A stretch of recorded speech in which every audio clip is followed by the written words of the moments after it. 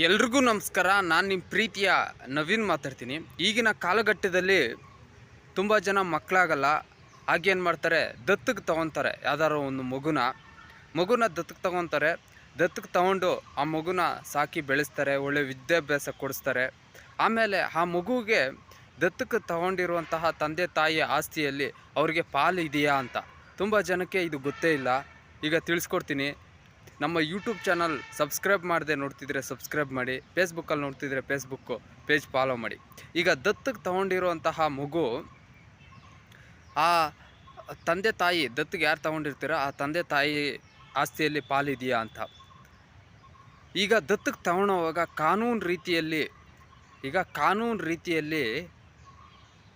ದತ್ತಕ್ಕೆ ತೊಗೊಂಡಿರುವಂತಹ ಒಂದು ಕಾನೂನು procedure certificate. ಈಗ ಒಂದು ಮಗುನ ದತ್ತಕ್ಕೆ ತೊಗೊಬೇಕಂದ್ರೆ ಏನೆಲ್ಲ ಪ್ರೊಸೀಜರ್ ಫಾಲೋ ಮಾಡಿ ಕಾನೂನು ರೀತಿಯಲ್ಲಿ ದತ್ತಕ್ಕೆ ತೊಗೊಬೇಕು. ಆ ದತ್ತಕ್ಕೆ ತೊಗೊಂಡಿರುವಂತಹ ಒಂದು ಸರ್ಟಿಫಿಕೇಟ್ ಇದ್ದರೆ ಮಾತ್ರ ಈ ಜಮೀನಿನಲ್ಲಿ ಪಾಲು ಪಡೆಯಲು ಅವಕಾಶ ಇದೆ. ಇಲ್ಲ ಅಂದರೆ ಈಗ ದತ್ತಕ್ಕೆ ತೊಗೊಂಡಿರುವಂತಹ ತಂದೆ ತಾಯಿ ತಮ್ಮಂದಿರು ಯಾರಾದರೂ ಕಬಳಿಸಿರ್ತಾರೆ ಜಮೀನನ್ನ, ನೀವು ಆಗ ಕಾನೂನು ರೀತಿಯಲ್ಲಿ ನ್ಯಾಯಾಲಯದಲ್ಲಿ ದಾಖಲೆಗಳು ಮಾತ್ರ ಹುಡುಕಾಗೋದು.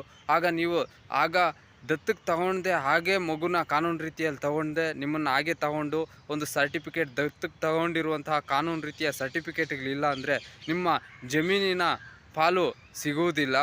ನಿಮ್ಮ ತಂದೆ ತಾಯಿ ದತ್ತಕ್ಕೆ ತಗೊಳ್ಳೋವಾಗ ದೇಶದ ಕಾನೂನಿನ ಎಲ್ಲ ನಿಯಮಗಳನ್ನು ಪಾಲನೆ ಮಾಡಿ ನಿಮ್ಮನ್ನು ದತ್ತಕ್ಕೆ ತಗೊಂಡಿದ್ರೆ ಆ ತಂದೆ ತಾಯಿ ಜಮೀನಿನಲ್ಲಿ ನಿಮಗೆ ಏನು ಕಾನೂನು ರೀತಿ ಬರಬೇಕೋ ಪಾಲು ಎಲ್ಲವೂ ಸಿಗುತ್ತೆ.